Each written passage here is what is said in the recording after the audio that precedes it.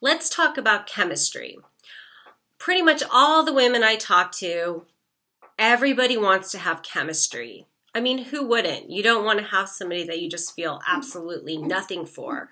But chemistry is a very tricky thing. Sometimes if you meet somebody and you have that like giant all over body reaction to them, that could actually be a sign that the relationship isn't healthy for you or isn't good for you. Sometimes it's a sign of past karma. So if you meet somebody and you have this big chemistry reaction, it could mean they're pushing your buttons. They're pushing your buttons from your childhood. They're pushing your buttons from, your relationship with your father, past relationships, whatever. And sometimes it could be, like I said, like a karmic reaction that you have karma with this person. And that's not necessarily a sign that you want to jump into a relationship with them. The other thing about chemistry is that narcissists and men and players and men who have a lot of charisma, they know how to look at you in a way, they know how to talk to you, they know how to touch you in a way that makes you feel chemistry with them. But they aren't capable of actually having a long-term relationship and showing up for you in the way that you need them to. And a lot of times, if you meet somebody and you go on a date, 1 or 2 dates with them, and you're like, there's no chemistry there, and you just write them off. But the thing is that it's very important to understand why there's no chemistry. So I was talking to a client today, and she had a first date with this man, and she's like, there was nothing there. There was just nothing there. And I'm like, well, why? There was just no chemistry?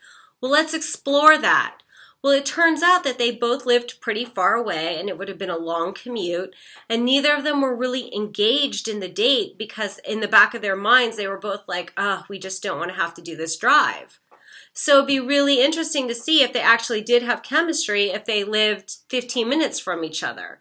But a lot of chemistry is generated mentally. If you mentally make a decision about somebody, you can be blocking the potential for chemistry.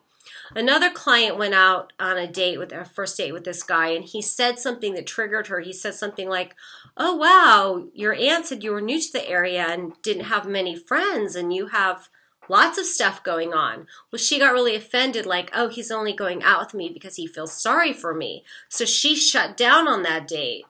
Well, guess what? She realized what she did. She called him back, and they got married and had children, and they've been married for like five years now.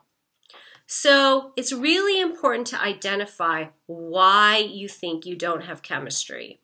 And when you feel a lot of chemistry, it's actually a sign to slow down, and maybe this person isn't necessarily good for you.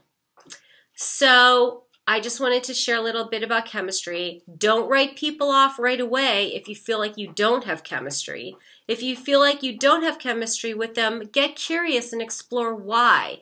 Is this something that maybe you might want to pursue more? Did you make a snap decision about them and then you shut yourself down, not allowing the chemistry to even be there?